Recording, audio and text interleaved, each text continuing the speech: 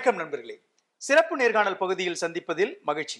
இன்றைய நிகழ்ச்சியில் நம்மோடு முன்னாள் சட்டமன்ற உறுப்பினரும் திமுக மாநில தீர்மான குழு செயலாளருமான கார்த்திக் இணைந்திருக்கிறார். வரவேற்று நிகழ்ச்சிக்குள் செல்லலாம். வணக்கம். வணக்கம் சார். எப்படி இருக்கீங்க? நல்லா இருக்கிறேன் சார்.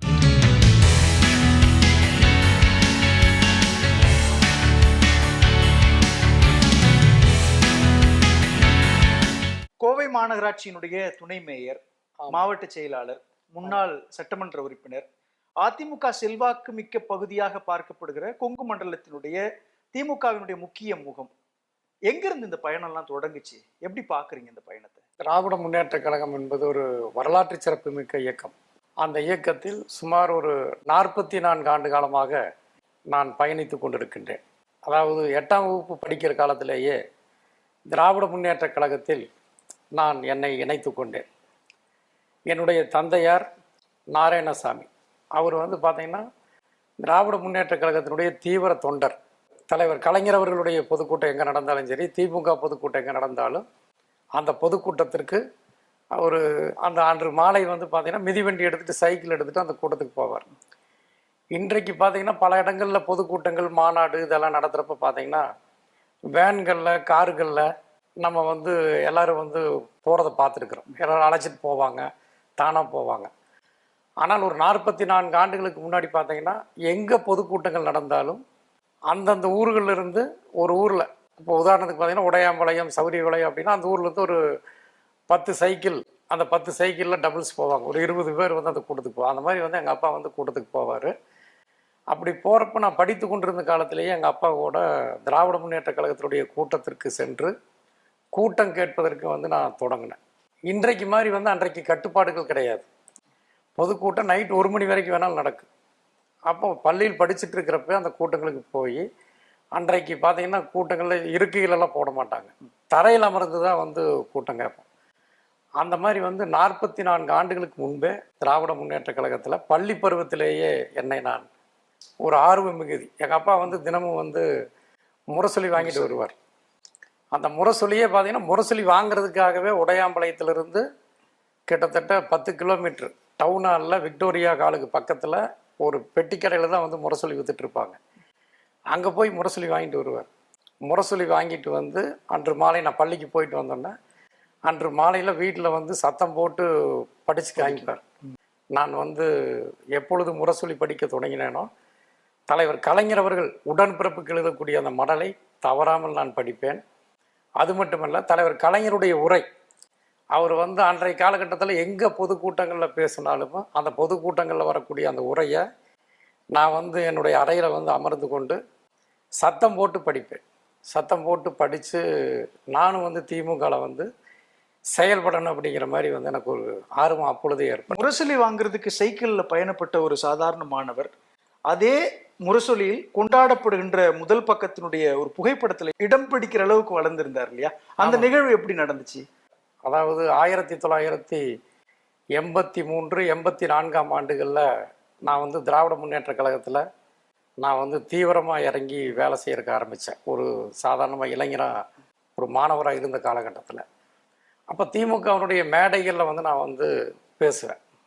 அதாவது நானே பாரதிதாசனுடைய கவிதைகள், தலைவர் கலைஞருடைய கவிதை, அதே போலவே தலைவர் கலைஞர் அவர்கள் எழுதியிருக்கக்கூடிய பல்வேறு புறநானூற்று கவிதைகள், தலைவர் கலைஞர் அவர்கள் புறநானூற்று தாய்மார்களை பற்றி கூட ஒரு கவிதை அற்புதமாக எழுதியிருப்பார். குடிசைதான் ஒரு குடிசைதான் ஒரு புறத்தில் கூறிய வேல் வாள் வரிசையாய் அமைந்திருக்கும், வையத்தை பிடிப்பதற்கும் வெம்பகை முடிப்பதற்கும் வடித்து வைத்த படைக்கலன் போல் மின்னும் மிளரும், புலியின் குகையினிலே அழகில்லை, புலியும் மெய்சிலிருப்பும் கீழிறங்கும் தன்மையும் தலைகாட்டா மானத்தின் உறைவிடம், மறவன் மாளிகை இல்லத்து வாயிலே கிண்ணத்து சுவரோடு வெள்ளத்தை சிறிது கலந்து வயிற்றுக்குள் வழியனுப்ப பொக்கை வாய்தனை திறந்து பிடியனம் எடுத்து போட்டால் பெருநரை கிளவி ஒருத்தி, ஓடி வந்தான் ஒரு வீரன் ஒரு சேதி பாட்டி என்றான், ஆடி வந்த சிறுமி போல் பெருமூச்சு வாங்குகின்றாய், ஆண்மகனா நீ தம்பி அப்படின்னு சொல்லி தலைவர் கலைஞர் அவர்கள் எழுதிய புறநானூற்று கவிதைகள், மாதிரி இதையெல்லாம் நான் படித்து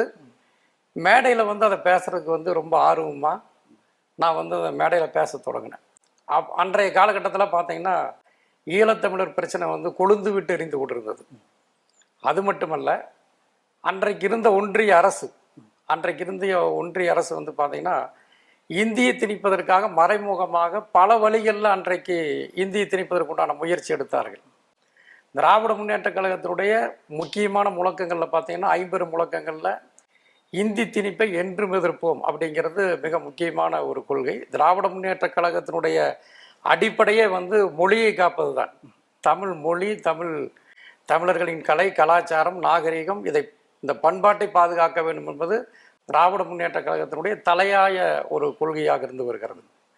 அப்படிப்பட்ட காலகட்டத்தில் அன்றைக்கு இருந்த ஒன்றிய அரசு, அதாவது தேவநாகரி வரி வடிவில் உள்ள இந்தி மொழி தான் இந்தியாவினுடைய ஆட்சி மொழி என்று வலியுறுத்தி சொல்லப்பட்ட ஒரு சட்ட நகலில் மத்திய மாநில அரசுகளுடைய அலுவலர்கள் வந்து கையொப்பமிடணும் அப்படின்னு சொல்லி அந்த மாதிரி ஒரு சுற்றறிக்கையை வந்து அனுப்புகிறாங்க. அதை வந்து தலைவர் கலைஞர் அவர்கள் வந்து திராவிட முன்னேற்ற கழகத்தின் சார்பில் அன்றைக்கு இருந்த மத்திய அரசு இந்தியை திணிக்கிறது, ஆகவே அந்த தேவநாகரி வரி வடிவில் உள்ள இந்தி மொழியை அந்த சட்ட நகலை வந்து தீயிட்டு கொளுத்த வேண்டும் என்று சொல்லி. எந்த காலகட்டத்தில் நடந்துச்சு? அது வந்து 1986 ஆண்டு. 86 எம்ஜிஆர் முதலமைச்சர், மதிப்பிற்குரிய எம்ஜிஆர் அவர்கள் தமிழ்நாட்டின் முதலமைச்சராக அன்றைக்கு இருந்தார். அன்றைய காலகட்டத்தில் அப்பொழுது எனக்கு வயது பார்த்தீங்கன்னா 20 வயசு. 20 வயது அன்றைக்கு. அன்றைய காலகட்டத்தில் வந்து அப்படிப்பட்ட ஒரு போராட்டம் தலைவர் கலைஞர் அவர்கள் அறிவிக்கிறார்கள். அப்படி அறிவித்து முதல் கட்ட போராட்டத்தில் திராவிட முன்னேற்ற கழகத்தினுடைய பொதுச் செயலாளர் இனமான பேராசிரியர் பெருந்தகை அவர்கள் முதல் கட்ட போராட்டத்திற்கு தலைமை தாங்கி சட்ட நகலை தீயிட்டு கொளுத்தி சிறைக்கு செல்கிறார். இரண்டாவது கட்ட போராட்டத்திற்கு நம்முடைய தலைவர் கலைஞர் அவர்கள் தலைமையேற்று அவர் வந்து தீயிட்டு கொளுத்தி சிறைச்சாலைக்கு செல்கிறார். அப்படி செல்லுகின்ற அந்த காலகட்டத்தில் வந்து தீவிரமாக மேடைகளில் வந்து திராவிட முன்னேற்ற கழகத்தினுடைய கொள்கைகளை ஆதிக்க இந்தி எதிர்த்து தீவிரமாக அன்றைக்கு வந்து மேடைகளில் திராவிட முன்னேற்ற கழகத்தினுடைய மேடைகளில் நானும் என்னை போன்ற பல்வேறு இளைஞர்களும் பேசிகிட்டு இருந்தாங்க. அன்றைக்கு தான் பார்த்தீங்கன்னா சிங்காநல்லூர் ரயில்வே தண்டவாளத்தில் வெடிகுண்டு வைத்ததாக என் மீது ஒரு பொய் வழக்கு அன்றைக்கு போடப்பட்டது. அடக்குமுறை இருந்தது. வேண்டுமென்ற எங்களை போன்ற இளைஞர்களை கட்டுப்படுத்த வேண்டும், திராவிட முன்னேற்ற கழகத்தை பழிவாங்க வேண்டும். இன்னும் சொல்ல போனால் திராவிட முன்னேற்ற கழகத்திற்கே வந்து ஒரு களங்கத்தை ஏற்படுத்த வேண்டும் என்று சொல்லி அன்றைக்கு எம்ஜிஆருடைய அரசு திட்டமிட்டது. அதனுடைய வெளிப்பாடு தான் திருச்சி முத்தரசநல்லூரில் வந்து வேண்டுமென்று ஒரு வெடிகுண்டு பொய் வழக்கு போடப்பட்டது. அந்த பொய் வழக்கில் பார்த்தீங்கன்னா முன்னாள் மாநிலங்களவை உறுப்பினர் அன்பிற்குரிய அண்ணன் எல் கணேசன் அவர்கள், உரத்தநாடு அண்ணன் எல் கணேசன் அவர்கள் அந்த வழக்கில் A1 குற்றவாளியாக கைது செய்யப்பட்டார். அதே மாதிரி சென்னையில் பார்த்தீங்கன்னா இன்றைக்கு சட்டமன்ற உறுப்பினராக இருக்கக்கூடிய நண்பர் தாயகம் கவி அவர்கள், அவர் மீது சென்னை இந்தி பிரச்சார சபாவில் அவர் வெடிகுண்டு வைத்ததாக அவர் மீது பொய் வழக்கு போடப்பட்டது. கோவையில் என் மீது பொள்ளாச்சி உமாபதி, தம்புராஜ், நவமணி, யோகநாதன், தங்கவேல், காட்டூர் ராமூர்த்தி போன்ற எங்கள் மீதெல்லாம் அன்றைக்கு வழக்கு போடப்படும். அந்த வழக்கினுடைய நோக்கமே வந்து பார்த்தீங்கன்னா பொய் வழக்கு. என்ன மாதிரியான நெருக்கடி அப்போ இருந்துச்சு? கைது பண்ணாங்களா? ஆமாங்க, கைது பண்ணாங்க. எப்படி நடந்துக்கிட்டாங்க அந்த அரசாங்கம்? அன்றைக்கு வந்து எம்ஜிஆர் அரசாங்கம் அன்றைக்கு வந்து என்னை கைது செய்தார்கள். என்னையும் வந்து தம்புராஜையும் ஒட்டுக்கா வந்து கைது பண்ணாங்க. 1986 ஆண்டு டிசம்பர் 25 இரவு என்னை வந்து கைது பண்ணாங்க. 10 நாட்கள் பார்த்தீங்கன்னா அன்றைக்கு வந்து காவல்துறையினுடைய கட்டுப்பாட்டிலேயே அன்றைக்கு வைத்திருந்தார்கள். நீதிமன்றத்தில் ஆஜர்படுத்தாமல் விசாரணைன்னு சொல்லி எங்களை வந்து வச்சுருந்தாங்க. அப்போ அன்றைய காலகட்டத்தில் வந்து என்னை அச்சுறுத்தி அரசு தரப்பு சாட்சியை எப்படி வந்து என்னை மாற்றிடலாம், ஒரு ஏழ்மையான ஒரு குடும்பத்தை சார்ந்தவர், அவன் மிரட்டுனா அச்சுறுத்துனா இவர் வந்து அரசு தரப்பு சாட்சியாக மாற்றிக்கிட்டா திராவிட முன்னேற்ற கழகம் வந்து ஒரு தீவிரவாத இயக்கம், வெடிகுண்டு கலாச்சாரத்தை வந்து இந்த மாதிரி தமிழ்நாட்டில் ஏற்படுத்தி இருக்கிறாங்க. ஆகவே இவங்களை வந்து அரசு தரப்பு சாட்சியாக மாற்றினா திமுகவே தடை செய்யறதுக்கு அதுக்கு வழி இருக்குது. அதனால் வந்து இப்படிப்பட்ட ஒரு பொய்யான வழக்கை வந்து அன்னைக்கு வந்து போட்டு எங்களெல்லாம் வந்து அச்சுறுத்தினாங்க. அதில் வந்து என்னை வந்து அந்த 164 ஸ்டேட்மெண்ட் அப்படிங்கிற அந்த ஸ்டேட்மெண்ட் வாங்குறதுக்காக என்னை அச்சுறுத்தி 10 நாள் காவல்துறை கட்டுப்பாட்டில் வச்சுருந்தாங்க. அதுக்கு பின்னாடி தான் என்னை வந்து அவங்க வந்து பல்வேறு சித்திரவதைகளுக்கு பிறகு என்னை வந்து நீதிமன்றத்தில் ஆஜர்படுத்தி. 10 நாள் எப்படி இருந்தீங்க? கொடுமைகள் அனுபவிச்சிங்களா? அடிச்சாங்க. அந்த கால்களில் வந்து பார்த்தீங்கன்னா மாட்டுக்கு லாடம் அடிக்கிற மாதிரி லத்தியில் வந்து அடித்தாங்க. அது மாதிரி வந்து பல்வேறு துன்புறுத்துகள், சித்திரவதைகள் எல்லாம் இருந்ததுங்க. அது மட்டும் இல்லாமல் நாங்கள் எங்கெங்கே தங்கியிருந்தோம், காவல்துறை தேடிய பொழுது எங்கெங்கே தங்கியிருந்தோம் அப்படிங்கிறதெல்லாம் கூட்போய் எல்லாம் விசாரித்து மிகப்பெரிய அச்சுறுத்தல்கள் அன்றைக்கு விடப்பட்டன. ஆனால் அதையெல்லாம் தாண்டி வந்து மன உறுதியோடு நான் திராவிட முன்னேற்ற கழகத்தில் இன்றைக்கு பயணித்துக் கொண்டிருக்கின்றேன். இது தலைவர் திமுகவினுடைய முன்னாள் தலைவர் கலைஞர் கருணாநிதி எப்படி பார்த்தாரு? அவர் தலைவர் கலைஞர் அவர்கள் எங்களுக்கு ஆறுதலாக இருந்தார். அது மட்டுமல்ல, அன்றைய காலகட்டத்தில் பார்த்தீங்கன்னா நாங்கள் நீதிமன்றத்திற்கு எங்களை அழைச்சிட்டு வந்தாங்க. நீதிமன்றத்துக்கு அன்றைக்கு அழைத்துட்டு மத்திய சிறைச்சாலையிலேருந்து அழைச்சிட்டு வர்றப்போ நாங்கள் 6 பேருக்கு 2 பேருக்கு கைவிலங்கு போட்டு நடக்க வச்சு தான் கூப்பிட்டு வந்தாங்க நீதிமன்றத்துக்கு. வேன்லையும் கூட அப்பெல்லாம் கூப்பிட்டு வரல, சுற்றி போலீஸ் போட்டு நடக்க வச்சு கூப்பிட்டு வந்தாங்க. அந்த புகைப்படம் பொள்ளாச்சி இளைஞரணி சார்ந்தவர்கள் அந்த புகைப்படத்தை எடுத்திருந்தாங்க. அந்த புகைப்படத்தை தலைவர் கலைஞருக்கு அவர்கள் தபால் அனுப்பிச்சிருக்கிறாங்க. அந்த புகைப்படத்தை தலைவர் கலைஞர் அவர்கள் பார்த்தவுடன், அந்த விலங்கோடு நாங்கள் வரக்கூடிய அந்த படத்தை பார்த்தவுடன் தலைவர் கலைஞர் அவர்கள் முரசொலியில் ஒரு கடிதம் எழுதியிருக்கார்.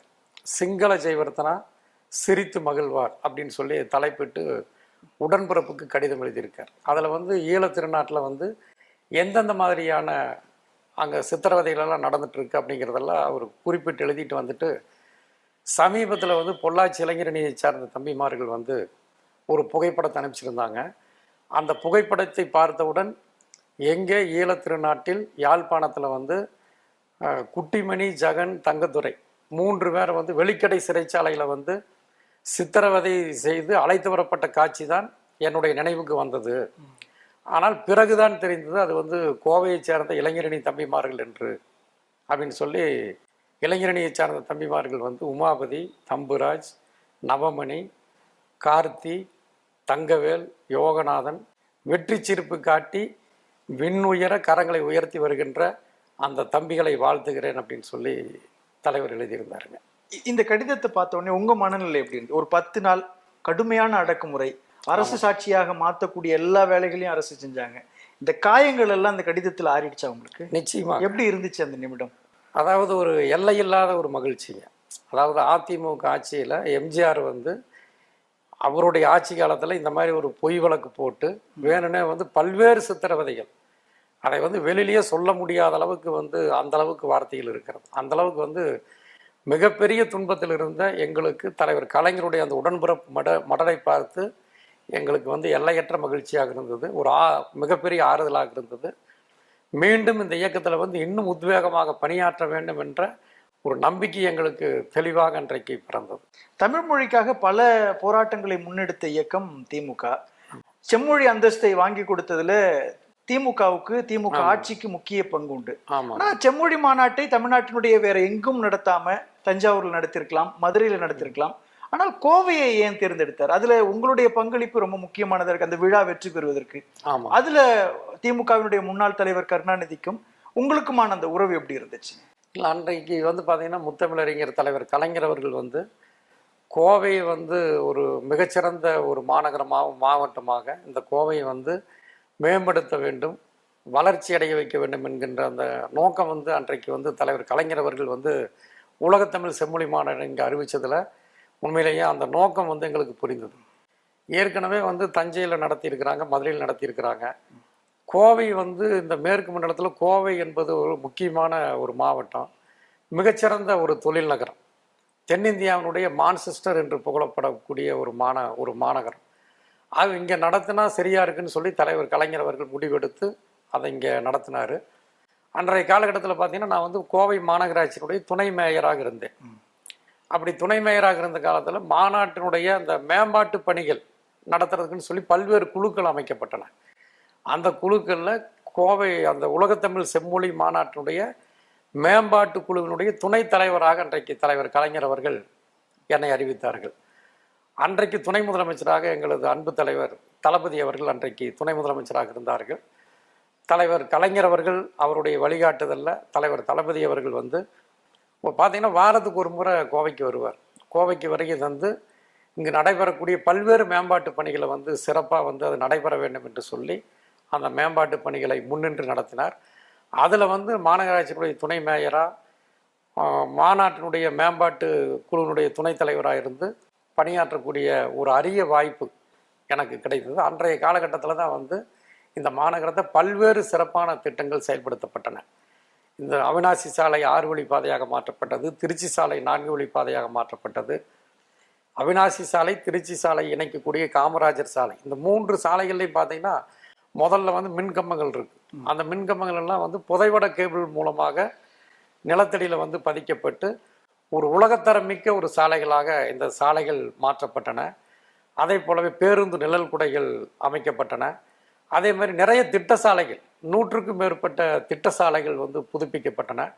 அதே மாதிரி முதல்ல பார்த்தீங்கன்னா பீளமேட்டிலிருந்து காந்திபுரம் சென்று தான் வந்து 100 அடி சாலைக்கு நாம் செல்ல வேண்டியது இருந்தது.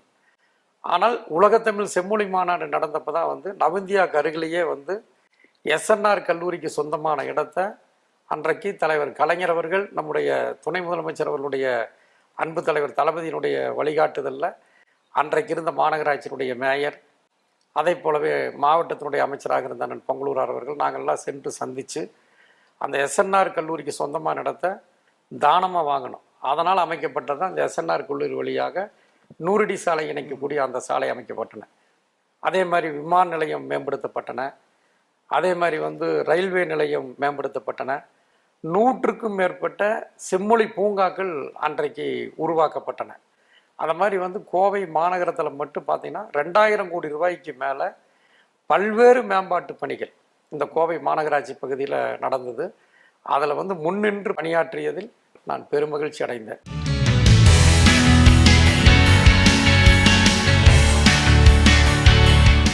கோவையினுடைய கட்டுமானத்தை வளர்ச்சி பாதைக்கு கொண்டு சென்றதுல திமுக ஆட்சியுடைய பங்களிப்பு. அப்போ நீங்க துணை மேயராக கோவையில இருக்கிறீங்க. ஆமாங்க. பசுமையான கோவை அப்படின்றது தானே கோவையினுடைய முக்கியமான அடையாளம். ஆமாம். இதுல உங்களுடைய பங்களிப்பு என்னவா இருந்துச்சு?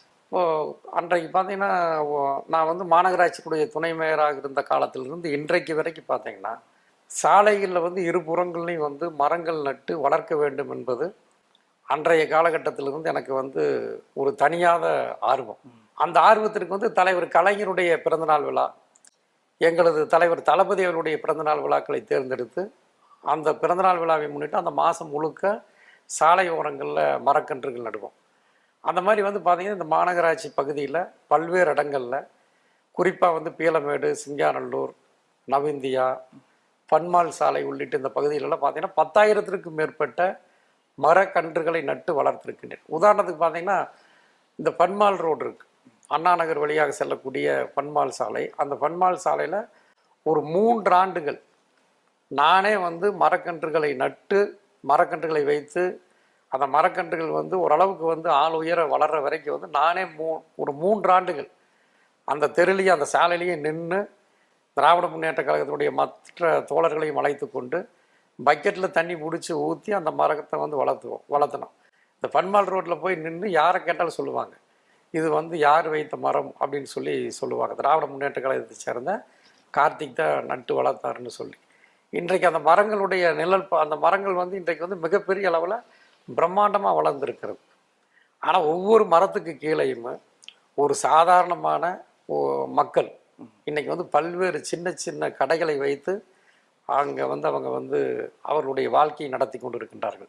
தற்பொழுதைய முதலமைச்சர் மு க ஸ்டாலினுக்கு உங்களுக்கு இடையில் இருக்கக்கூடிய உறவு எப்படி இருக்குது? உங்களை ஒரு அணுக்கமான தோழராகவே பார்த்துருக்கிறார் அப்படின்றாங்களே. எனக்கு ஒரு 20 வயது இருக்கும் பொழுது இருந்தே அவரிடத்துல பழக்கம் இருக்கிறது. நான் வந்து வாரத்துக்கு ஒரு முறை 10 தினங்களுக்கு ஒரு முறை தவறாமல் எங்களது தலைவர் தளபதி அவர்களை நான் சென்று சந்தித்து வருவேன். அது மட்டுமல்ல, நான் வெடிகுண்டு வழக்கில் வந்து அரெஸ்ட் ஆகி அந்த பொய் வழக்கில் கைதாகி நான் வெளியில் வந்து ஒரு ஓராண்டுகளுக்கு பிறகு முதலாக கோவை மாநகரத்திற்கு வந்து இளைஞரணி வந்து அமைச்சாங்க. அதில் வந்து மாநகரத்தினுடைய இளைஞரணியினுடைய அமைப்பாளராக மோகன்குமார் என்ற நண்பரை அறிவித்தார்கள்.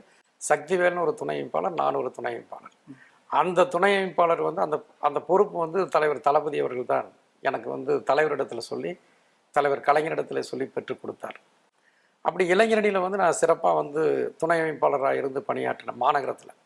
அதாவது 39 ஆண்டுகளுக்கு முன்பே கோவை மாநகரத்தினுடைய இளைஞரணியினுடைய துணை அமைப்பாளராக நான் பணியாற்றி இருக்கின்றேன். அந்த வாய்ப்பை வந்து அவர் தான் எனக்கு வழங்கினார்.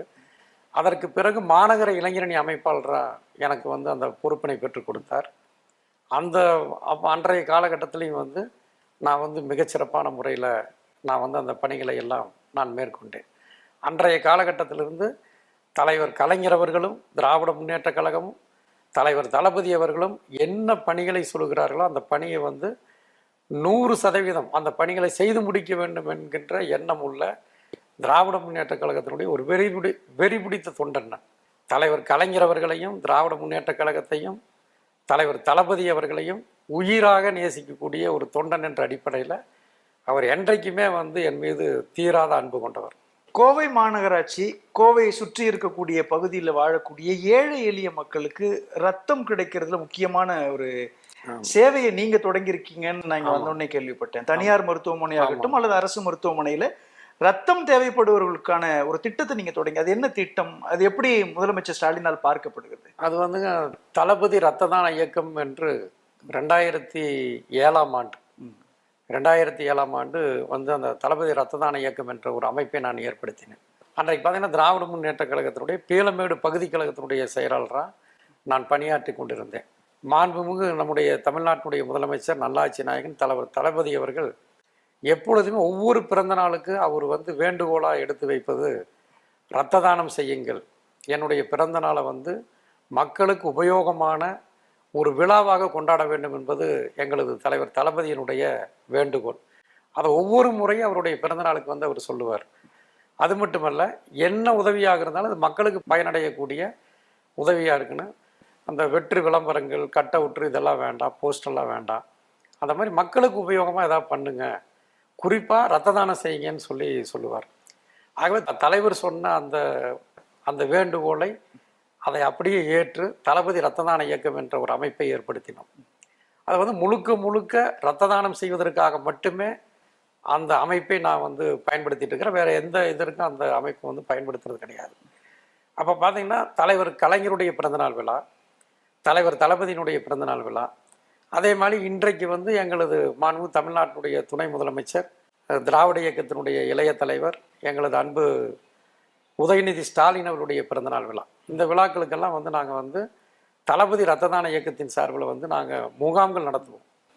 ஒவ்வொரு ஆண்டும் பார்த்தீங்கன்னா ஃபஸ்ட்டு ஒரு 15 ஆண்டுகளுக்கு பக்கம் 2 முகாம் நடத்திட்டு இருந்தோம். ஆண்டுக்கு 2 முகாம்.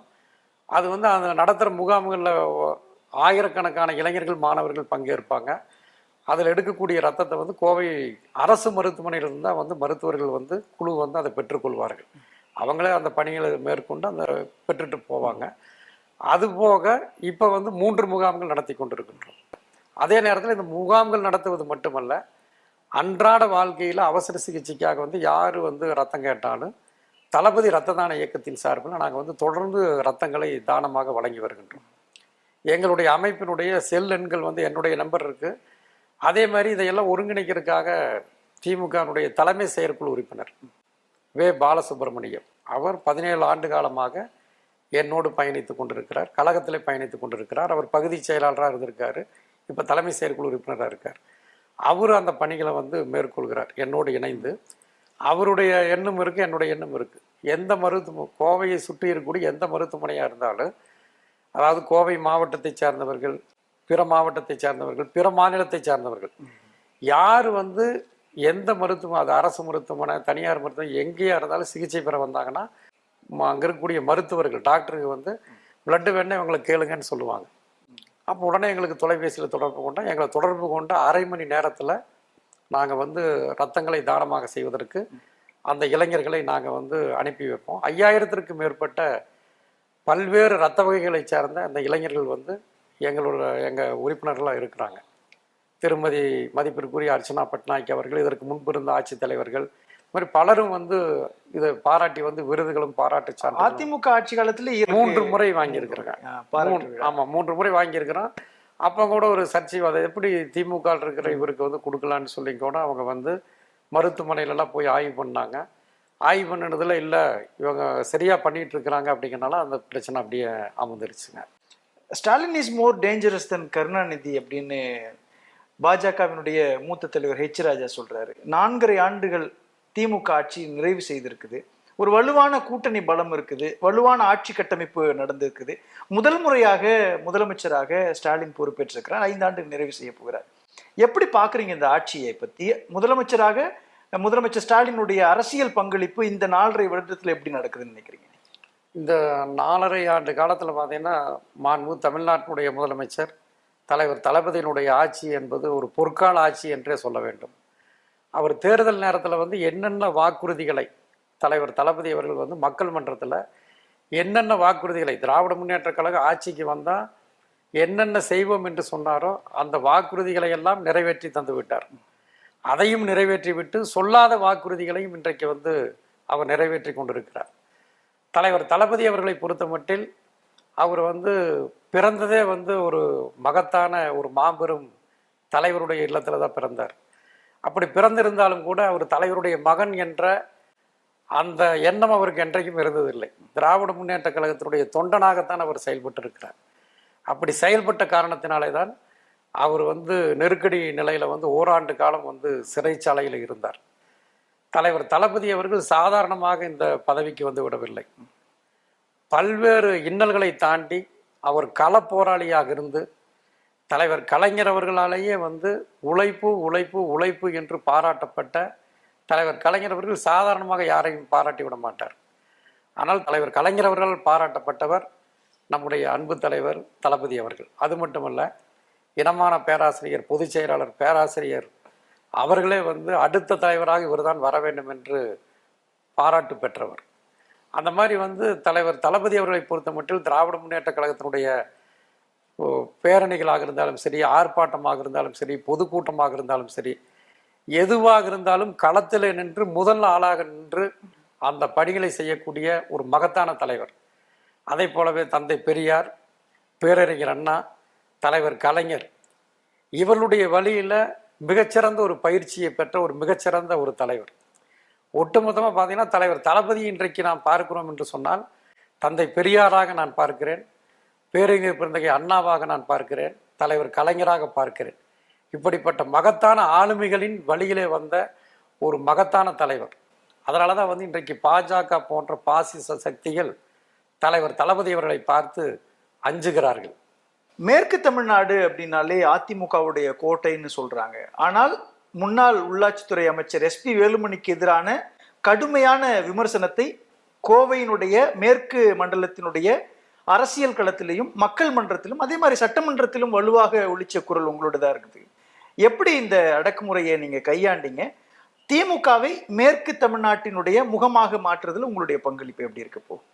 அதாவது 2011ஆம் ஆண்டிலிருந்து பார்த்தீங்கன்னா 2021ஆம் ஆண்டு வரை அதிமுக ஆட்சி தான் நடந்துட்டு இருந்தது. அதிமுக ஆட்சி காலகட்டத்தில் பார்த்தீங்கன்னா இங்கே கோவையில் வந்து திமுகனுடைய பொதுக்கூட்டங்கள் நடத்துறதுக்கு அனுமதி கேட்டால் காவல்துறை அனுமதி தர மாட்டாங்க. அதே மாதிரி தெருமுனை கூட்டங்கள், நம்ம வந்து சுவர் விளம்பரம் எழுதினாலும் கூட வந்து பார்த்தீங்கன்னா எழுதுறதுக்கு விட மாட்டாங்க, காவல்துறையை விட்டு அதை வந்து அழிப்பாங்க. இந்த மாதிரிலாம் பல்வேறு அடக்குமுறைகள் வந்து தொடர்ந்து விட்டுட்டு இருந்தாங்க. அதே நேரத்தில் பல்வேறு ஊழல்கள், வேலுமணி அவர்கள் வந்து அதிமுகனுடைய அமைச்சராக இருந்த காலகட்டத்தில் பார்த்தீங்கன்னா உள்ளாட்சி அமைப்புகளில் பல்வேறு ஊழல்கள் வந்து தொடர்ந்து நடந்துட்டு இருந்தது. அந்த ஊழல்களை வந்து தொடர்ந்து வந்து திராவிட முன்னேற்ற கழகத்தின் சார்பில் நான் வந்து மாநகர் மாவட்ட கழகத்தினுடைய செயலாளராக இருந்த அந்த காலகட்டங்களில் தொடர்ந்து அந்த ஊழல்களை எதிர்த்து நான் குரல் கொடுத்திருக்கின்றேன். எந்த பொதுக்கூட்டம், அதாவது திமுகனுடைய பொதுக்கூட்டம் நடந்தால் தடுத்து நிறுத்துவார்.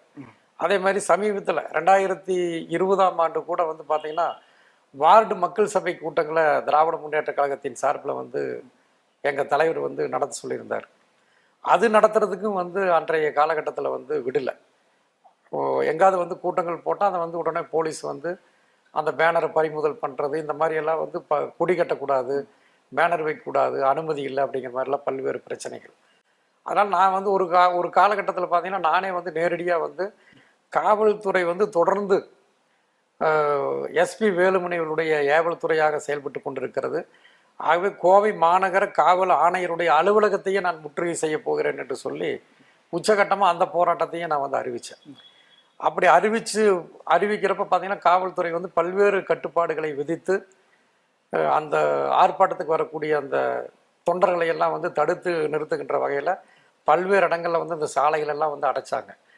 அப்போ கூட வந்து நான் வந்துட்டு இருக்கிறப்ப என்கிட்ட சொன்னாங்க, திரும்பி போய் நானே போய் தன்னந்தனியாக போய் ஏன் வந்து தடுப்புகளை போட்டு அடைக்கிறீங்க, ஆர்ப்பாட்டம் நடத்துறதுக்கு விடுங்க அப்படின்னு சொல்லி தனியாக போய் அண்ணா சிலைக்கு அருகில் வந்து நான் வந்து சாலையில் அமர்ந்து நான் போராடினேன். இப்படி வந்து பார்த்தீங்கன்னா பல்வேறு போராட்டங்கள், குடிநீர் கட்டண உயர்வுக்காக, சொத்து வரி உயர்வுக்காக, இந்த மாதிரி பல்வேறு பிரச்சனைகளுக்காக வந்து நான் வந்து பல்வேறு போராட்டங்களை முன்னெடுத்திருக்கின்றேன். அன்றைய காலகட்டத்தில் பார்த்தீங்கன்னா 39 வழக்குகள் என் மீது அதிமுக ஆட்சியில் 39 வழக்குகள் என் மீது பதியப்பட்டன. என்னுடைய தேர்தல் வேட்புமனுவில் கூட 2021ஆம் ஆண்டு நான் சட்டமன்ற தேர்தலில் சிங்காநல்லூர் தொகுதியில் மீண்டும் போட்டியிடுவதற்கு எங்களது தலைவர் எனக்கு வாய்ப்பு கொடுத்து நான் வந்து வேட்புமனு தாக்கல் பண்ணேன். அந்த வேட்புமனு தாக்குதல் அதில் ஒவ்வொரு வேட்பாளரும் வந்து அவங்க மேலே இருக்கக்கூடிய அந்த வழக்குகள் சம்மந்தமாக தெரிவிக்கணும். அந்த நம்ம தேர்தலில் போட்டிடுறப்போ என்னுடைய அந்த வேட்புமனுவில் கூட பார்த்தீங்கன்னா அதில் உள்ளே போய் பார்த்தாலே தெரியும் 39 வழக்குகள் என் மீது பதியப்பட்டன. ஆனால் அப்படிப்பட்ட அடக்குமுறைகளை எதிர்த்து திராவிட முன்னேற்ற கழகத்தில் வந்து துணிச்சலாக நான் மட்டுமல்ல, இங்கே இருக்கக்கூடிய திராவிட முன்னேற்ற கழகத்தினுடைய அனைத்து நிர்வாகிகள், தொண்டர்கள், எந்த ஒரு பிரச்சனை திராவிட முன்னேற்ற கழகத்திற்கு பொதுமக்களுக்கு எந்த பிரச்சனையாக இருந்தாலும் ஆயிரக்கணக்கில் பல்லாயிரக்கணக்கில் அணி திரண்டு அதிமுகவிற்கு சிம்ம சொப்பனமாக இந்த பகுதியில் வந்து திராவிட முன்னேற்ற கழகம் செயல்பட்டது. அது மட்டுமல்ல, அன்றைக்கு அதிமுக ஆட்சியிலேயே தான் 2019ஆம் ஆண்டு நடைபெற்ற நாடாளுமன்ற தேர்தலில் திராவிட முன்னேற்ற கழகத்தின் சார்பில், கூட்டணியின் சார்பில் அண்ணன் PR நடராஜன் அவர்கள் மதசார்பற்ற முற்போக்கு கூட்டணியின் சார்பில் போட்டியிட்டார். சுமார் 1,71,000 வாக்கு வித்தியாசத்தில் அதிமுக ஆட்சி காலத்திலேயே நாங்கள் வந்து இங்கே வெற்றி அடைந்து காண்பித்திருக்கிறோம். ஆகவே திராவிட முன்னேற்ற கழகத்தை பொறுத்த மட்டில் வந்து இங்கே வலிமையாகத்தான் இருக்கிறது.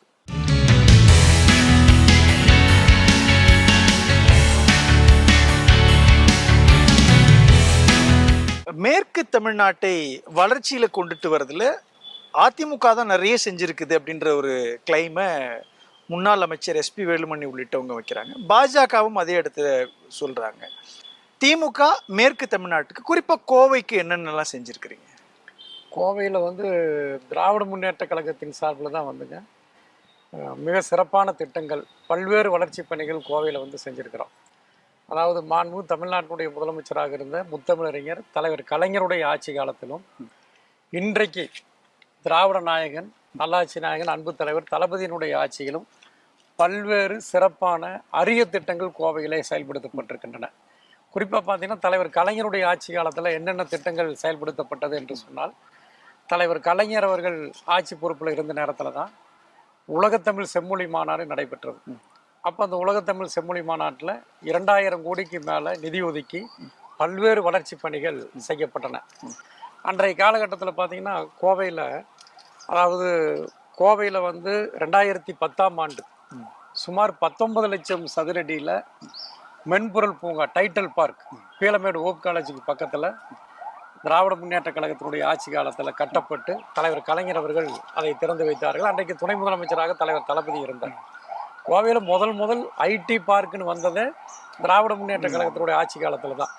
அந்த 19 லட்சம் சதுரடியில் சுமார் 70 IT நிறுவனங்கள் பணியாற்றக்கூடிய வளாகங்கள் அமைக்கப்பட்டிருக்கின்றன. அந்த IT பார்க் கொண்டு வந்திருக்கிறோம். அதை போலவே சிட்கோ தொழில்பேட்டை திராவிட முன்னேற்ற கழகத்தினுடைய ஆட்சி காலத்தில் கொண்டு வரப்பட்டது. அது மட்டுமல்ல, பஞ்சாலைகள் வந்து பாதுகாக்கப்பட வேண்டும் என்பதற்காக ஒருங்கிணைந்த கோவை மாவட்டமாக இருந்த நேரத்தில் சுமார் 110 கோடி ரூபாய் முதலீட்டில் பல்லடத்துக்கு பக்கத்தில் தொழில்நுட்ப ஜவுளி பூங்கா திராவிட முன்னேற்ற கழகத்தினுடைய ஆட்சி காலத்தில் தான் அன்றைக்கு கொண்டு வரப்பட்டன.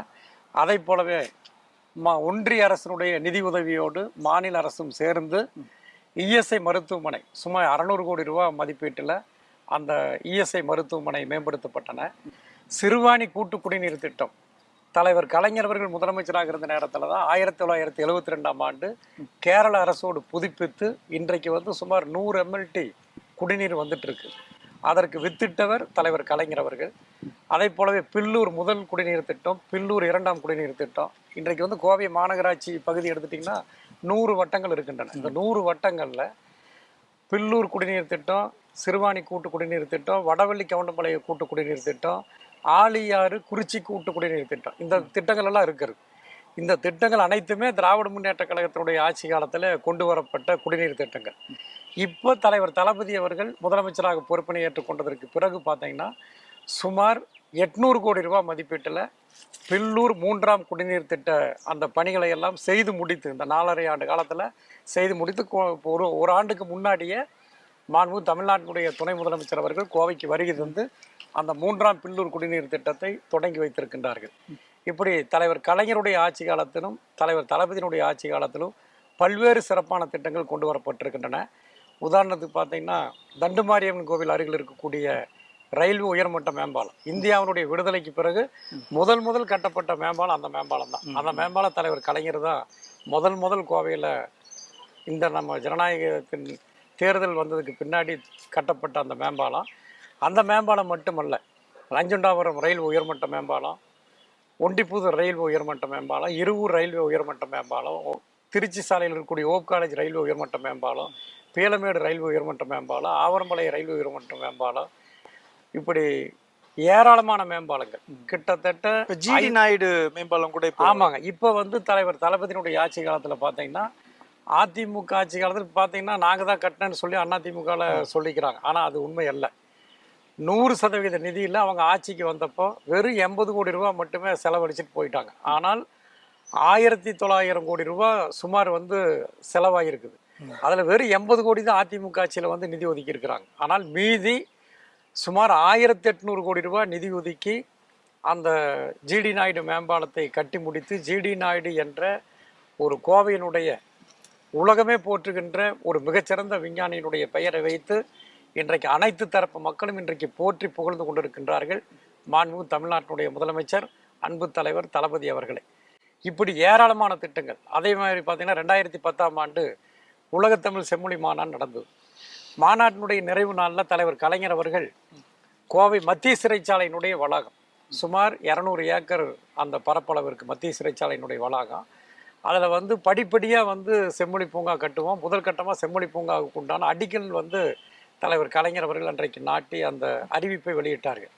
ஆனால் அதுக்கு பின்னாடி ஆட்சி மாற்றத்திற்கு பிறகு பார்த்தீங்கன்னா 10 ஆண்டு காலமாக அந்த பணிகள் கிடப்பில் போடப்பட்டு விட்டன. ஆனால் இன்றைக்கு மாண்புமிகு தமிழ்நாட்டினுடைய முதலமைச்சர் தளபதி அவர்கள் ஆட்சி பொறுப்புக்கு வந்தோன்னே கடந்த 1.5 ஆண்டு காலத்திற்கு முன்பு முதல் கட்டமாக 173 கோடி ரூபாய் நிதி ஒதுக்கி முதல் கட்டமாக அந்த 200 ஏக்கர் நிலப்பரப்பில் 44 ஏக்கர் நிலப்பரப்பில் செம்மொழி பூங்காவிற்கு உண்டான அடிக்கல் நாட்டினார் தலைவர் தளபதி அவர்கள். நம்முடைய முதலமைச்சர் அவர்கள் அடிக்கல் நாட்டி அந்த பணிகள் விரைவுபடுத்தப்பட்டு இந்த வர்ற ஜனவரி மாதத்துக்குள்ளே அந்த பூங்காவை திறப்பதற்கு உண்டான முயற்சிகள் மேற்கொள்ளப்பட்டு வருகின்றன. உலகத்தமிழ் செம்மொழி பூங்கா. அதே மாதிரி பார்த்தீங்கன்னா தந்தை பெரியாருடைய புகழை போற்றுகின்ற வகையில், தந்தை பெரியாருக்கு புகழ் சேர்க்கின்ற வகையில் நம்முடைய கோவை மாவட்டம் அது மட்டுமல்ல உலகமே திரும்பி பார்க்கின்ற வகையில் 300 கோடி ரூபாய் மதிப்பீட்டில் பெரியார் நூலகம் என்ற ஒரு மிகச்சிறந்த நூலகத்தை தலைவர் தளபதி அவர்கள் அடிக்கல் நாட்டி அந்த பணிகள் வந்து வேகம் நடந்துட்டு இருக்குது. அந்த பணிகளை கூட நம்முடைய மாண்புமிகு பொதுப்பணித்துறை அமைச்சர் அண்ணன் ஏவா வேல் அவர்கள் பார்த்தீங்கன்னா மாதத்துக்கு ஒரு முறை வந்து அந்த பணிகளை பார்வையிட்டு அந்த பணிகளை வந்து வேகப்படுத்தி கொண்டிருக்கிறார். இப்படி ஏராளமான பணிகள் இன்றைய ஆட்சி காலத்தில் செஞ்சுருக்கிறோம். கிட்டத்தட்ட 600-700 கோடி ரூபாய்க்கு மேலாக தார் சாலைகளுக்கு மட்டுமே நிதி ஒதுக்கப்பட்டிருக்கின்றன. அதே போலவே தங்க நகை தொழிலாளர்கள் பல்வேறு கோரிக்கைகளை கடந்த காலங்களில் வச்சிருக்கிறாங்க. ஆனால் கடந்த கால ஆட்சியாளர்கள் அதிமுக ஆட்சியில் எந்த சரியான தீர்வு காணப்படவில்லை. அதே நேரத்தில் இப்பொழுது நம்முடைய மாண்புமிகு தமிழ்நாட்டினுடைய முதலமைச்சர் அவர்கள் அதற்குண்டான முயற்சி எடுத்து கடந்த மாதம் ஒரு மாதத்துக்கு முன்னாடி கோவைக்கு வருகை தந்து சுமார் 127 கோடி ரூபாய் மதிப்பீட்டில் தங்க நகை தொழில் பூங்கா அமைப்பதற்குண்டான அந்த அடிக்கல் நாட்டிவிட்டு தலைவர் தளபதி அவர்கள் சென்றிருக்கிறார்கள். இப்படி ஏராளமான திட்டங்கள். அதே போலவே கோவையில் இவ்வளவு திட்டங்கள் இருந்தாலும் கூட இடையில உங்களுக்கு உடல்நிலை சரியில்லை அப்படின்ன உடனே முதலமைச்சர் ஸ்டாலின் கலங்கிட்டாருன்ற ஒரு செய்தியை நான் கேள்விப்பட்டோம். துணை முதலமைச்சர் உதயநிதி ஸ்டாலினும் மனம் ரொம்ப கசந்தாரு. அதாவது கடந்த 2023ஆம் ஆண்டு நான் வந்து ஈரோட்டில் வந்து அங்கே தேர்தல் பணிக்காக இடைத்தேர்தல் பணிக்காக நான் சென்றிருந்தேன். அப்படி சென்றிருந்த நேரத்தில் எப்பவுமே காலையில் வந்து நடைபயிற்சி செய்வது ஒரு வழக்கமாக நான் கொண்டிருந்தேன். அப்போ நான் நடந்துட்டு இருக்கிறப்ப வந்து நான் நடக்கிறப்ப கொஞ்சம் என்னுடைய உடலில் வந்து சில மாறுதல்கள் எனக்கு தெரிந்தது. அது 1 நாள் 2 நாள் பார்த்துட்டு 3ஆவது நாள் வந்து நம்முடைய மாண்புமிகு தமிழ்நாட்டினுடைய மருத்துவம் மற்றும் மக்கள் நல்வாழ்வுத்துறை அமைச்சர் அவர்கள் கோவையில் வந்து இஎஸ்ஐ மருத்துவமனையில் ஒரு விழாவிற்காக வருவதாக சொன்னார். அப்போ என்னை அழைச்சார், நான் மாவட்ட செயலாளருக்குன்னா அழைச்சார். அப்போ நான் வந்துட்டு அவர் வந்து ஈரோடு போயிட்டார். நான் வந்து இந்த உடலில் சில மாறுதல் இருக்கிறனால நான் போய் செக் பண்ணேன். பல பேர் பார்த்தீங்கன்னா எனக்கு ஹார்ட் அட்டாக் வந்துடுச்சுன்னு கூட சில பேர் சொல்லியிருப்பாங்க. நான் ஹார்ட் அட்டாக்கெல்லாம் எதுவும் வரல. ஆனால் வந்து அதற்கு உண்டான அறிகுறிகள் இருந்தனால நான் போய் மருத்துவமனையில் போய் பரிசோதனை செஞ்சு மருத்துவமனையில் இருந்தப்போ இந்த தகவலை நம்முடைய மக்கள் நல்வாழ்வுத்துறை அமைச்சர் அண்ணன் மா சுப்பிரமணியன் அவர்கள் தலைவர் தளபதி அவர்களிடத்தில் சொன்னார். சொன்ன உடனேயே தலைவர் தளபதி அவர்கள் எனக்கு என்னுடைய செல்லுக்கு வந்து ஃபோன் பண்ணியிருந்தார். ஃபோன் பண்ணி உடல்நிலையெல்லாம் எப்படி இருக்கு கார்த்தி, நல்லா இருக்கா, எப்படி இருக்குது, எந்த மருத்துவரை பார்த்துருக்குறீங்க, எந்த ஹாஸ்பிட்டலில் இருக்கிறீங்க அப்படிங்கிறதெல்லாம் கேட்டார். கேட்டு டாக்டர் என்ன சொல்கிறாங்களோ அதன்படி வந்து நீங்கள் நடந்துக்குங்க, ரொம்ப பத்திரமா இருங்கன்னு சொல்லிட்டு ஆறுதலாக பேசிட்டு வச்சுட்டாரு. அப்புறம் மீண்டும் அடுத்த நாளும் வந்து என்கிட்ட தொலைபேசியில் தொடர்பு கொண்டு என்ன கார்த்தி உடம்புல எப்படி இருக்குது அப்படின்னு கேட்டேன். நல்லா இருக்குங்க தலைவர் அப்படின்னு சொன்னேன். சொன்ன உடனே என்ன டாக்டர் என்ன சொன்னாங்க, மருத்துவர்கள் என்ன சொன்னாங்கன்னு சொல்லி கேட்டார். தலைவர் 6ஆம் தேதி வந்து அறுவை சிகிச்சை செய்யலான்னு சொல்லியிருக்கிறாங்க அப்படின்னா. சரி பத்திரமா இருங்க, அறுவை சிகிச்சை செஞ்சுட்டு மருத்துவர்கள் என்ன சொல்கிறாங்களோ அந்த ஆலோசனைப்படி மருந்து சாப்பிட்றது எல்லாமே சாப்பிட்டு ரொம்ப எச்சரிக்கையாக இருக்கணும், யாரும் பார்வையாளர்கள்லாம் வந்து அதிகமாக வந்து பார்க்காதீங்க அப்படிங்கிற மாதிரி வந்து ரொம்ப எச்சரிக்கையாக இருக்கணும்னு சொன்னார். அதேமாதிரி 6ஆம் தேதி வந்து எனக்கு அறுவை சிகிச்சை செய்யப்பட்டது. அறுவை சிகிச்சை செய்த அன்னைக்கு நான் சொன்னதை அப்படியே மனசில் வச்சுட்டு இருந்துட்டு தலைவர் அவர்கள் வந்து அன்று இரவு என்னுடைய செல் நம்பருக்கு வந்து லைனில் வந்திருக்கார், ஃபோன் பண்ணியிருக்காரு. ஃபோன் பண்ணோன்னே நான் வந்து ஐசியூவில் இருந்தேன். ஆனால் என்னுடைய மனைவி இளஞ்செல்வி அவர்களிடத்துல வந்து ஒரு தொலைபேசியில் வந்து பேசியிருக்காரு. கார்த்தி எப்படி இருக்காரு, அறுவை சிகிச்சை முடிஞ்சுதா, நல்லா இருக்காரா, நீங்கள் போய் பார்த்தீங்களா, பேசுனாரா அப்படி நல்லா சொல்லி கேட்டார். அதாவது ஒரு அறுவை சிகிச்சை வந்து எப்போ செய்கிறாங்கன்னு தெரிஞ்சு வச்சுட்டு அந்த அன்றைக்கு இரவு கூட வந்து ஃபோன் பண்ணி எப்படி அறுவை சிகிச்சை நல்லா நடந்துதா, நல்லா சுகமாக இருக்காரான்னு சொல்லி கேட்டார். உண்மையிலேயே வந்து ஒரு மகத்தான ஒரு தாயுள்ளம் கொண்ட தலைவர். அது மட்டும் இல்லை, அதுக்கு பின்னாடி பார்த்தீங்கன்னா 2-3 முறை வந்து தொலைபேசியில் அப்புறம் எங்கள் வீட்டில் அப்போ சொல்லியிருக்கிறாங்க, எப்போ ஐசியூலேருந்து பெட்டுக்கு வருவார்னு கேட்டோன்னே நாளான்னைக்கு வந்துடுவாருங்க, ஒரு 24 மணி நேரம் கழித்து ஐசியூ பெட்டுக்கு கூப்பிட்டு வந்துடுவாங்க. கரெக்டாக 24 மணி நேரம் கழித்து ஒரு நாள் கேப் விட்டு ஃபோனில் லைனில் வந்தார். அப்போ நான் படுக்கையில் இருந்தேன். படுக்கையில் இருக்கிறப்போ என்கிட்ட வந்து ஃபோனில் பேசினார். என்ன கருதி உடம்புக்கெல்லாம் எப்படி இருக்குது, என்ன எல்லாம் சாப்பிட சொன்னாங்களா, மெடிசன் என்ன சாப்பிட்றீங்க, எல்லாம் டாக்டர் சொல்கிற மாதிரி கரெக்டாக பார்த்துக்குங்க, உடம்பு நல்லா பத்திரமா பார்த்துக்குங்கன்னு சொல்லி சொன்னார். உண்மையிலேயே வந்து இப்படிப்பட்ட ஒரு தலைவரை வந்து நம்ம பார்க்கவே முடியாது. அதாவது ஒரு சாதாரணமாக திராவிட முன்னேற்ற கழகம் எனக்கு மட்டுமல்ல, திமுகவில் இப்படி வந்து யாருக்கு வந்து என்ன இது போன்ற உடல்நிலை பாதித்தாலும் இது போன்ற சூழ்நிலைகள் வந்தாலும் அதை தாயுள்ளத்தோடு விசாரித்து அவர்களை பாதுகாக்கக்கூடிய ஒரு தலைவராக நம்முடைய அன்பு தலைவர் தளபதி அவர்கள் இருக்கின்றார்கள். அது மட்டும் இல்லை, அதுக்கு பின்னாடியும் பார்த்தீங்கன்னா நான் வீட்டுக்கு வந்ததுக்கு பின்னாடி வந்து ஃபோன் பண்ணி என்னை விசாரித்தார். நடைபயிற்சி போகிறீங்களா, அதே மாதிரி வந்து உணவு கட்டுப்பாடு டாக்டர் சொல்கிற மாதிரி சாப்பிட்றீங்களா அப்படின்னு நல்லா கேட்டார். இவைகளெல்லாம் தாண்டி கோவைக்கு வர்றப்போ என்னை வந்து வீட்டில் வந்து என்னுடைய வீட்டுக்கே வந்து அவர் வந்து பார்த்துட்டு போனார். உண்மையிலேயே ஒரு மட்டற்ற மகிழ்ச்சியாக இருந்தது. என்னுடைய வாழ்நாளில் எனக்கு கிடைத்த மிகப்பெரிய ஒரு பேராக அது இருந்தது. அதை போலவே எங்களது மாண்பு தமிழ்நாட்டினுடைய துணை முதலமைச்சர் அவர்கள், அன்பிற்குரிய எங்களது இளைய தலைவர் உதயநிதி ஸ்டாலின் அவர்களும் என்னை வந்து இல்லத்தில் சந்தித்து இது பண்ணாங்க. அதே மாதிரி துணை பொதுச் செயலாளர் அன்பிற்குரிய கனிமொழி அவர் சகோதரியார் அவர்களும் வந்து அவங்களும் வந்து பார்த்தாங்க. இப்படி திராவிட முன்னேற்ற கழகத்தினுடைய அனைத்து தலைவர்கள் தொண்டர்கள் அனைவருமே வந்து ஒரு அரவணைப்போடு இருந்தார்கள். இப்போ வந்து நான் வந்து உற்சாகமாக அன்றாட பணிகளை செய்து வருகின்றேன். அது மட்டும் இல்லை, தலைவர் வந்து எப்போ பார்த்தாலும் வாக்கிங் போகிறீங்களா, உடற்பயிற்சி செய்கிறீங்களான்னு கேட்பார். இப்போ பார்த்தீங்கன்னா தினமும் வந்து 6 கிலோமீட்டர் தினமும் நான் வந்து வாக்கிங் போகிறேன், தினமும் காலையில். அதாவது 2023ஆம் ஆண்டு அறுவை சிகிச்சைக்கு பிறகு தினம் 6 கிலோமீட்டர் வாக்கிங் போகிறேன். அது மட்டும் இல்லை, அதில் 3 கிலோமீட்டர் வந்து மெதுவாக ஓடுறேன். அதாவது ஜாக்கிங் வாக்கிங் இது ரெண்டுமே நான் பண்ணிகிட்ருக்கிறேன். அதுபோக உடற்பயிற்சி வந்து ஒரு 1/2 மணி நேரம் பண்ணுவேன். இன்றைக்கு வந்து முன்பு இருந்ததை காட்டிலும் இன்றைக்கி வந்து ரொம்ப உற்சாகமாக பணியாற்றக்கூடிய ஒரு மனநிறைவோடு இன்றைக்கு நான் திமுக ஒரு முக்கியமான பொறுப்பு உங்களை நம்பி கொடுத்துருக்கு இல்லையா, மாவட்ட செயலாளர் டு தீர்மான குழு செயலாளர் அப்படின்ற ஒரு இடத்தை நோக்கி நகர்ந்திருக்கு இல்லையா. 2026 சட்டமன்ற தேர்தல் என்பது திமுகவுக்கு கடுமையான நெருக்கடி இருக்கும்னு சொல்றாங்க. உங்களுடைய பங்களிப்பு இதுக்குள்ள எப்படி இருக்கும்னு நினைக்கலாம்?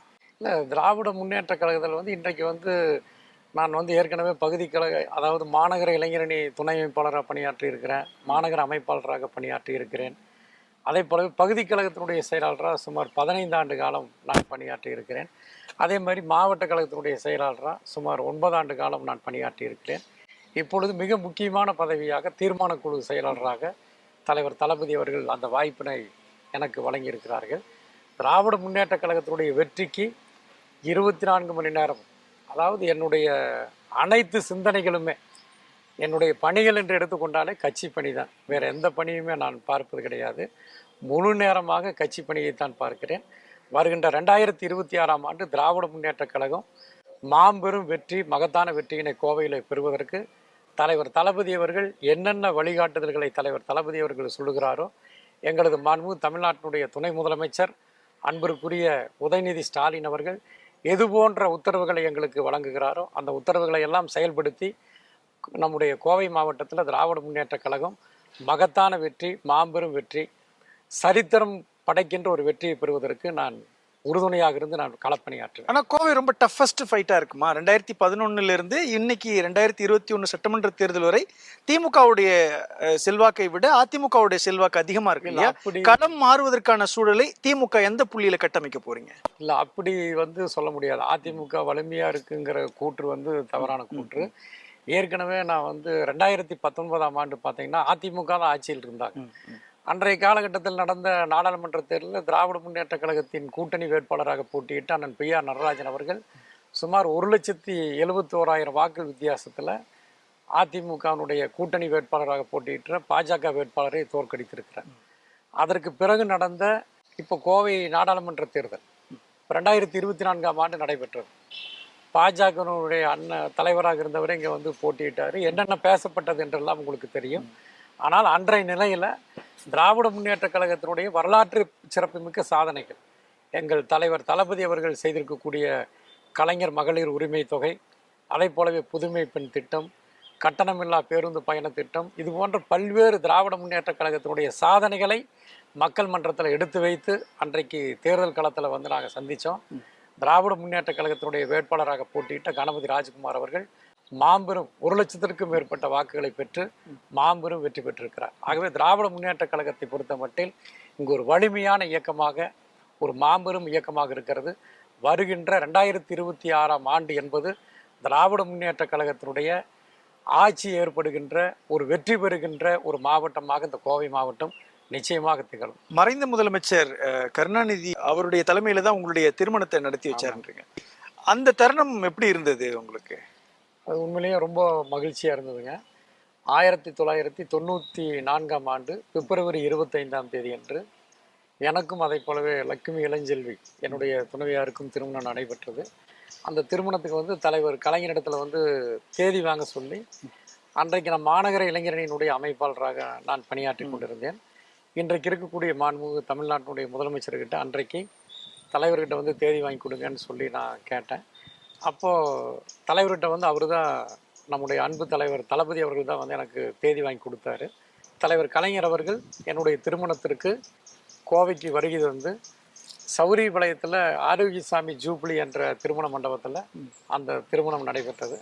பார்த்திங்கன்னா ஒரு சாதாரண எளிய தொண்டன், எந்த விதமான அரசியல் பின்புலமோ பெரிய ஒரு செல்வாக்கோ இல்லாத ஒரு சாதாரணமான ஒரு தொண்டனாக ஒரு ஏழ்மையான குடும்பத்தில் பிறந்த என்னுடைய திருமணத்திற்கு தலைவர் கலைஞர் அவர்கள் நேரடியாக வருகை தந்து அவர் திருமணத்திற்கு அந்த மாலை எடுத்து கொடுத்து, மாலையை மாற்றி அந்த தாலி எடுத்து கொடுத்து தாலியை கட்டி அந்த திருமணம் செய்த பொழுது ஒரு எல்லையற்ற மகிழ்ச்சியாக இருந்தது. என்னுடைய வாழ்நாளில் ஒரு மறக்க முடியாத ஒரு நாளாக நான் அதை கருதுகின்றேன். உங்களோட பிஸி ஷெட்யூல் மத்தியில் எங்களுக்கு நேரம் புகுதிக்கு பல கேள்விகள், நெருக்கடியான கேள்விகளுக்கு கூட ரொம்ப நிதானமாக பதிலளிச்சிங்க. நிகழ்ச்சியில் பங்கேற்றதற்கு நன்றி. நன்றி நன்றி நண்பர்களே, மற்றும் ஒரு சிறப்பு நேர்காணல் நிகழ்ச்சியில் சந்திக்கலாம். நன்றி, வணக்கம்.